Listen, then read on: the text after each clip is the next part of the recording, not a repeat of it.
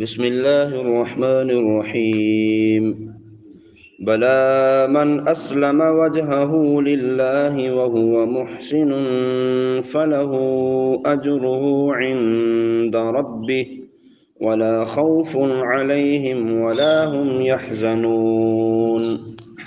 ہاں کیوں نہیں، جس نے اپنا چہرہ اللہ کے لیے جھکا دیا اور وہ نیکی کرنے والا بھی ہو تو اس کا اجر اس کے رب کے پاس ہے، اس پر نہ کوئی خوف ہوگا اور نہ وہ غمگین ہوں گے۔ جنت میں داخلے کا معیار کیا ہے؟ یہودی کہتے ہیں ہم جنت میں جائیں گے اور عیسائی کہتے ہیں صرف ہم جنت میں جائیں گے۔ آیت مبارکہ میں اللہ رب العالمین نے جنت میں جانے کا معیار بتایا ہے کہ جنت میں کس طرح کا بندہ جائے گا۔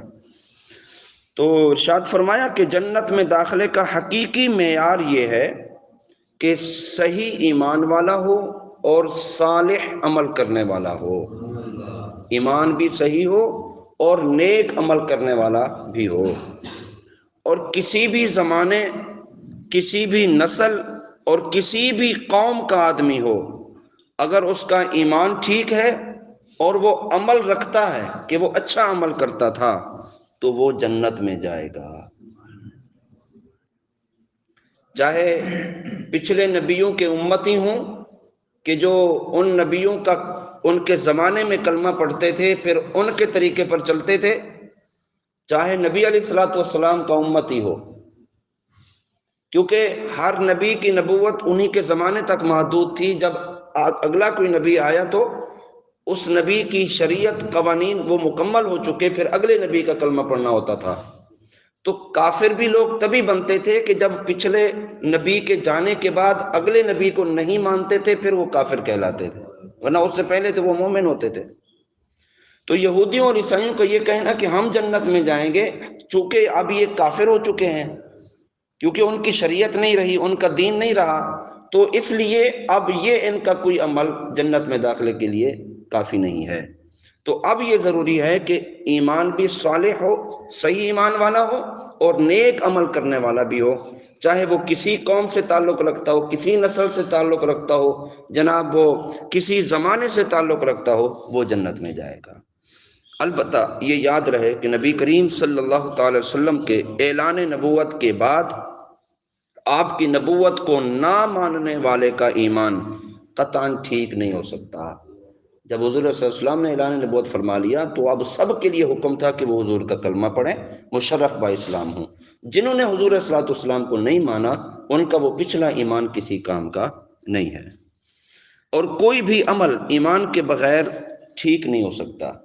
بندہ عمل تو کرتے، جس طرح کافر ہیں، لوگ کہتے ہیں جناب کافر تو جناب یہ غریبوں کی بڑی مدد کرتے ہیں، یہ تو بڑا جناب لوگوں کے ساتھ تعاون کرتے ہیں، یہ تو بڑے مالدار لوگ ہیں بھئی، یہ لوگوں کی بھلائیوں کے بڑے کام کرتے، لیکن ہیں کافر۔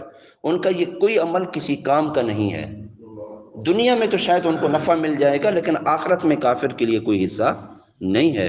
آخرت میں حصہ اس کے لیے ہے کہ جس کا ایمان صحیح ہوگا، ایمان صحیح کے بعد پھر اس کا عمل ٹھیک ہوگا۔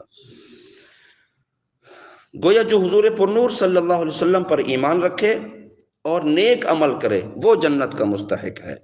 چونکہ یہودیوں اور عیسائیوں نے کہا تھا کہ ان کے سوا کوئی جنت میں داخل نہیں ہوگا، تو اس کے جواب میں فرمایا گیا کہ ان کے علاوہ کوئی جنت میں کیوں داخل نہیں ہوگا، جبکہ اللہ کا قانون یہ ہے کہ جو بھی صحیح ایمان رکھتا ہے اور عمل صالح لے کر آئے گا وہ جنت میں داخل ہوگا۔ وقالت اليهود ليست النصارى على شيء وقالت النصارى ليست اليهود على شيء وهم يتلون الكتاب كذلك قال الذين لا يعلمون مثل قولهم فالله يحكم بينهم يوم القيامة فيما كانوا فيه يختلفون۔ اور یہودیوں نے کہا عیسائی کسی شے پر نہیں، اور عیسائیوں نے کہا کہ یہودی کسی شے پر نہیں، حالانکہ یہ کتاب پڑھتے ہیں۔ اسی طرح جاہلوں نے ان پہلو جیسی باتیں کہیں تو اللہ قیامت کے دن ان میں اس بات کا فیصلہ کر دے گا جس میں یہ لوگ جھگڑ رہے ہیں۔ ایک بار نجران کے عیسائیوں اور مدینہ المنورہ کے یہودیوں کے علماء کی بارگاہ رسالت مآب صلی اللہ علیہ وسلم میں آپس میں بحث ہو گئی۔ یہودیوں اور عیسائیوں حضور صلی اللہ علیہ وسلم کی بارگاہ میں بیٹھے ہوئے تھے، وہ دونوں آپس میں الجھ پڑے، دونوں عیسائیوں اور یہودیوں کے درمیان جناب جھگڑا ہو گیا۔ بحث کے دوران دونوں نے شور مچانا شروع کر دیا۔ یہودی کہتے تھے جناب عیسائیوں کا کوئی دین نہیں ہے، اور عیسائی کہتے تھے جناب یہودیوں کا کوئی دین نہیں ہے۔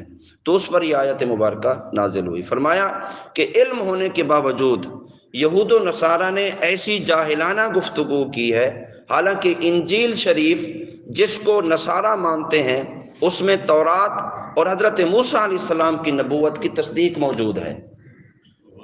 اگر انہوں نے اپنی کتاب پڑھی ہوتی تو کبھی ان کو برا نہ کہتے، اور تورات جس کو یہودی مانتے ہیں اس میں حضرت عیسیٰ علیہ السلام کی نبوت موجود ہے، اس میں اس کے احکام موجود ہیں، اور اس کتاب نے ان کی تصدیق بھی کی ہے جو آپ صلی اللہ علیہ وسلم کو اللہ تعالیٰ کی طرف سے عطا ہوئے۔ تو اگر انہوں نے اپنی کتاب پڑھی ہوتی تو ضرور ان کو برا نہ کہتے۔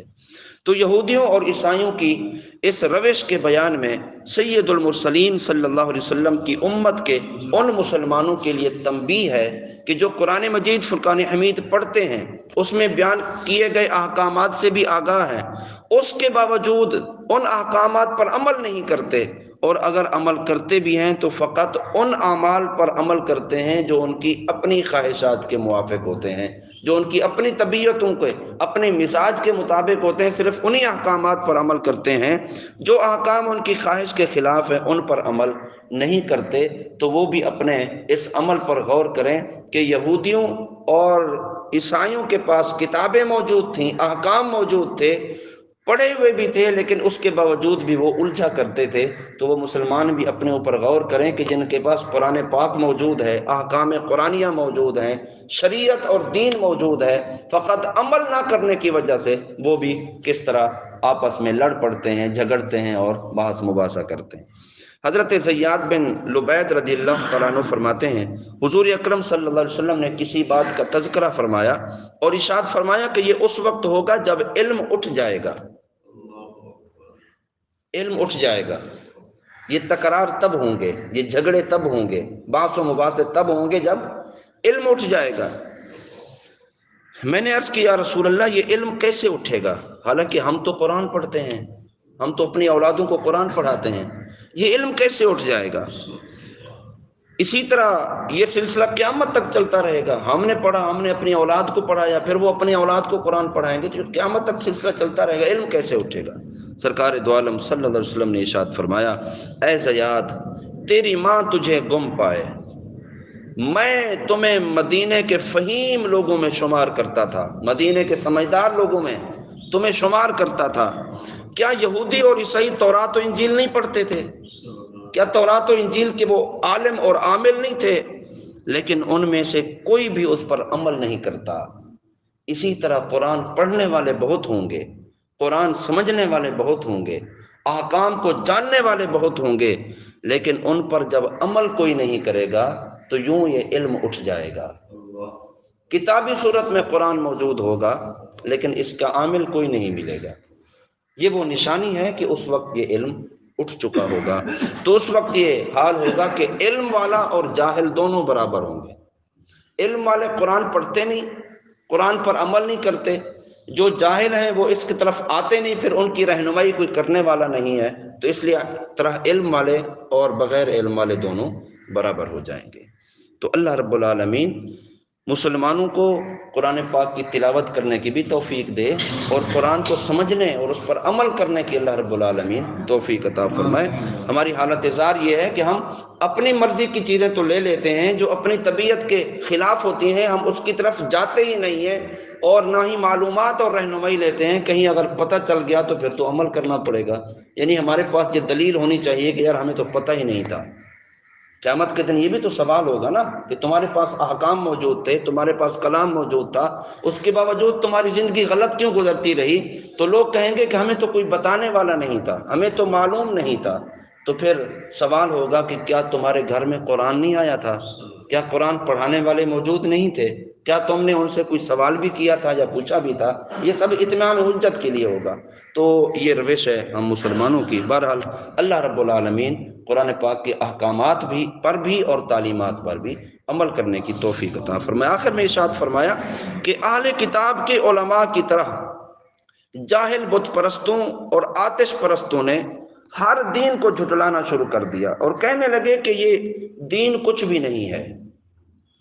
تو انہی جاہلوں میں سے مشرکین عرب بھی ہیں جنہوں نے نبی کریم صلی اللہ علیہ وسلم اور آپ کے دین کے بارے میں بھی کچھ ایسے کلمات کہے تھے۔ یعنی وہ روش جو یہودیوں اور عیسائیوں کی تھی وہ بعد میں چلتی آئی، یہاں تک کہ حضور صلی اللہ علیہ وسلم کے زمانے کے جو مشرکین تھے انہوں نے بھی دین کا انکار کر دیا، اور رسول کریم صلی اللہ علیہ وسلم کے بارے میں اور آپ کے دین کے بارے میں بھی انہوں نے کلام کرنا شروع کر دیا۔ اگر وہ لوگ تورات و انجیل پر عمل کرنے والے ہوتے اور انہیں علم دین کا شوق ہوتا اور اس پر عمل کرنے والے ہوتے اور کبھی اس دین کو لا دینیت نہ کہنے والے ہوتے تو پھر بعد میں بھی یہ بات کبھی نہ پھیلتی۔ تو بہرحال اصل میں سچا بندہ وہی ہے کہ جو علم والا بھی ہو، پھر علم پر عمل کرنے والا بھی ہو، اور پھر لوگوں کی رہنمائی کرنے والا بھی ہو، اور لوگ رہنمائی لے کر پھر اس رہنمائی پر عمل کرنے والے بھی ہوں۔ یہ حقیقت میں سچے لوگ ہیں۔ قرآن کو پیٹھ پیچھے ڈال دینا، ان کے احکامات کی خلاف ورزی کرنا اور خواہشات کے مطابق زندگی گزارنا، یہ کوئی زندگی نہیں ہے۔ یہ قرآن ہمارے لیے دستور حیات ہے، یہ ضابطہ حیات ہے۔ یہ قرآن ہماری زندگی کے لیے بھی رہنما ہے اور پھر مرنے کے بعد ہماری بخشش کا ذریعہ اور سبب بھی ہے۔ تو قرآن سے جڑے رہیں گے تو ہم کامیاب رہیں گے، اگر قرآن سے پھر گئے تو پھر کوئی کامیابی نہیں ہے۔